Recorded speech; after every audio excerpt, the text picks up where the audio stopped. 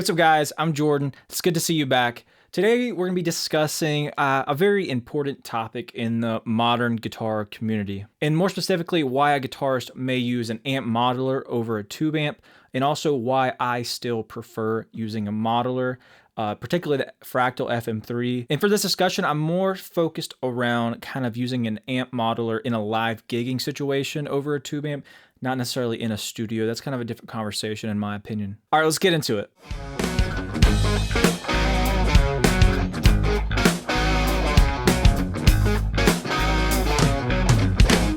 Now, I really want to hear your opinion on this topic, so if you have anything to say, please put it in the comments down below. Even if we disagree, I'd love to hear your thoughts on this topic. All right, well, I got quite a few points to go through of why I think I still prefer using a modeler, especially live. And the first two, just to clarify, I'm not one of those guys that thinks a modeler sounds as good or better than a tube amp. It's not that. I 100% think that a modeler does not. They are really, really good nowadays, but they're not close. They can't get the final details, in my opinion. You may disagree. I'm completely open to it. Let me know down below. And also, they're getting really good on how touch responsive they are, how they react to the volume and the attack of the player, but they don't react the same as a tube amp. There's these subtle nuances that I find tube amps impart on the sound that have not been captured by modelers yet.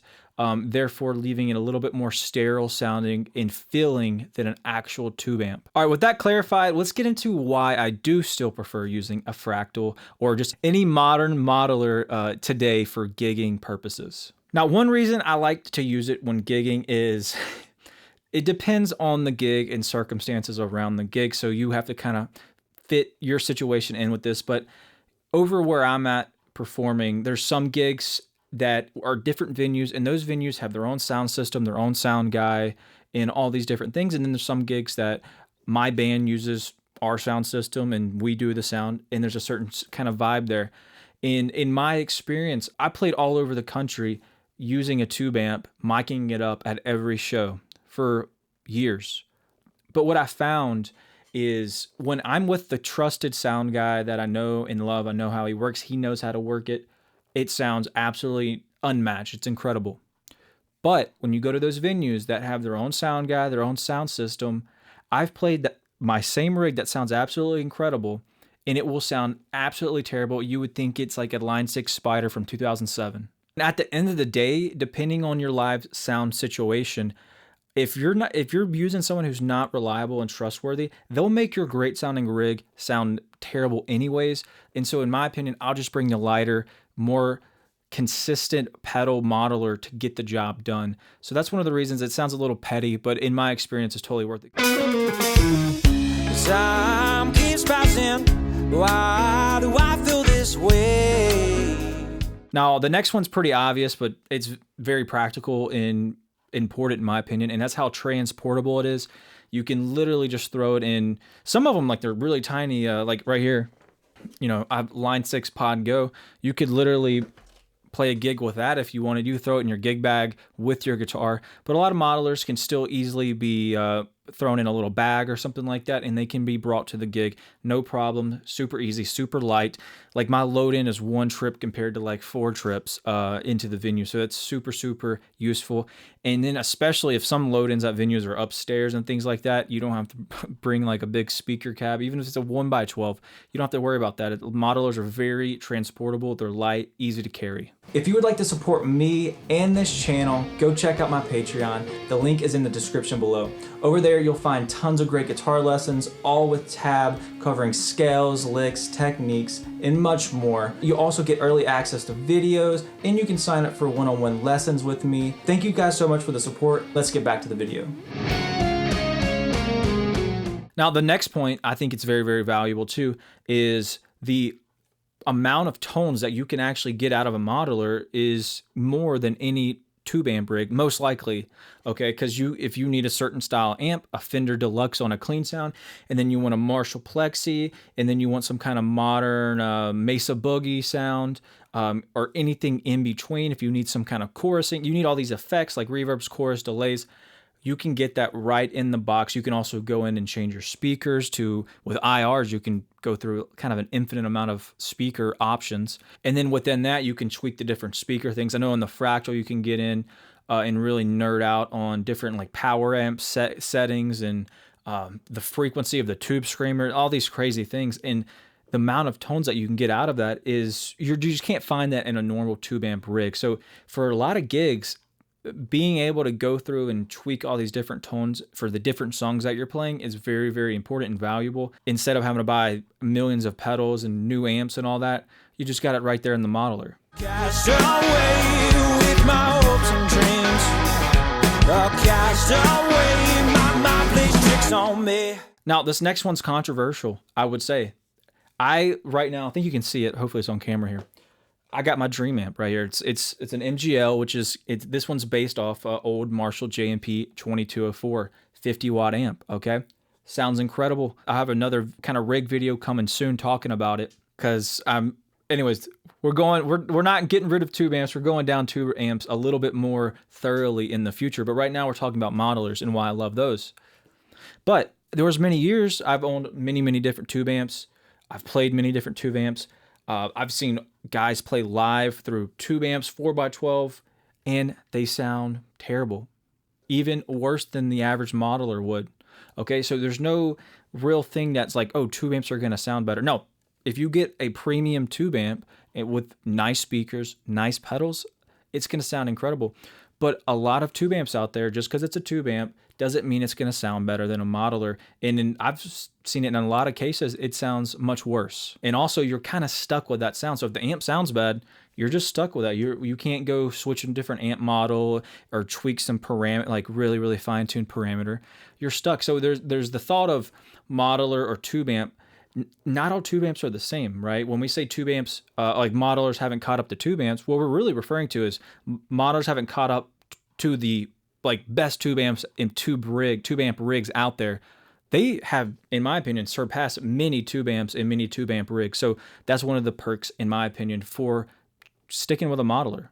The waves are crashing down, can't stop and go back now. All right, and another point is that when they're tweaked right, and like I said, when you got your trustworthy sound guy with your trustworthy sound system, even if you don't have that, they are very consistent as long as the sound guy doesn't like try to destroy it. They're so tweakable that when they're refined, they sound probably, in my experience, probably 90 to 95% as good.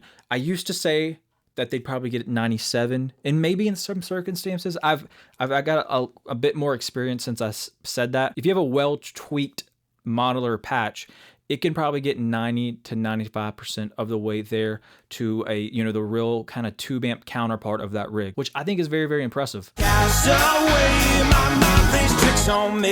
Now, the next thing is, if you're a gigging musician, this is like the biggest thing, and it doesn't even matter. I could be the biggest tube amp guy in the world. I heard a story of Rick Beato. He had like one of his favorite, I don't know if it was JCM 800 or JMP or something. He went and played a gig. Random, like the weather was supposed to be perfect. It stormed, destroyed his amp. Now he doesn't have that amp, right? Because it was destroyed. When it comes to weather and things like that, now if you're in the most beautiful area, yeah, and it's like, oh, nice weather, bring out a tube amp. Or if you're always inside at a venue, bring a tube amp out. But having a backup, at least modeler, in case the weather is looking not good, that is like the most, like you're gonna get 95% of the way there if you spent time tweaking those patches, and you don't have to really worry about the weather. If something happens, you can put a bag over it, you can quickly scoop it up off the ground. It's not a big deal, and it's not going to destroy the product because you can get it out of the way so fast. So to me, weather at gigs is one of the reasons modelers, in my opinion, are very superior, and why I prefer those. All right, the next point is, it's kind of crazy too, especially if you're good at getting it tweaked and sounding really nice. If you think about the sound that you're getting, and you're getting like 95% of the way there, in many cases, if you got a well-refined sound going on, that real life counterpart rig would be probably close to 10 grand or more. Okay, in reality, if you were to get like that sound out of the PA, that's what I'm talking about. The sound that will come out of PA at a gig, like let's just say a massive stereo guitar rig that sounds incredible. Okay, you have IRs of 2 4x12 cabinets. That's probably at least $2,000, if not more, right there. Plus the microphones, right? Depending on the mic you use. If it's just 57, that's $100 per mic. Then you have the actual amps itself, depending on what you're modeling. That could be thousands and thousands of dollars. The pedals itself, that's another hundreds to thousands of dollars. Each sound that you get out of a modeler, and it's 95% of the way there, you just, in a way, saved like 10 grand. And then you can go to another sound, a completely new one, and it emulate the exact same thing. So the price, if you look at a modeler, a modern modeler, and you analyze it from a price per sound aspect, it is insane. It's probably cents per sound compared to thousands of dollars. And then you don't have to worry about it getting destroyed when it rains or the humidity and all these different things happen, or just transporting it to and from a gig. All right, the last point, and I don't know how I feel about this. I'm going to think about it a little more, but I'm going to share with you guys what I'm thinking right now is they are constantly improving and getting better, which is very, very good. Now, the improvements I find are very, very small, incremental. They're not very complex at all most of the time, but they are constantly improving. And one thing I like about Fractal, look at Helix, Kemper, like they've been with those products for a very long time, and they've been just improving them over the time. I kind of like that, you know, XFX is only on the 3rd kind of iteration. Now they have the, you know, different pedals. I have the FM3, you know, they have FM9, they have the XFX3 actually. You have all these different things in the Helix zone. You have different options, but really you get a product and then they sit there for many, many years slowly improving it. I think that's really, really cool where you're not like always having to go buy a new upgrade, right? You don't have to buy a new product to upgrade. You just go plug in a USB to your computer, you get an upgrade. I think that's pretty awesome. Now these upgrades are not massive, but they are there, and these people are working on these models every day. So those are some of the reasons I still prefer using a modeler over a tube amp. So let me know down below what you think, if you would like to add anything more. And if you disagree with me on some points, please let me know. I'd love to hear your thoughts and opinions. Thank you guys so much, and I'll see you guys back next time.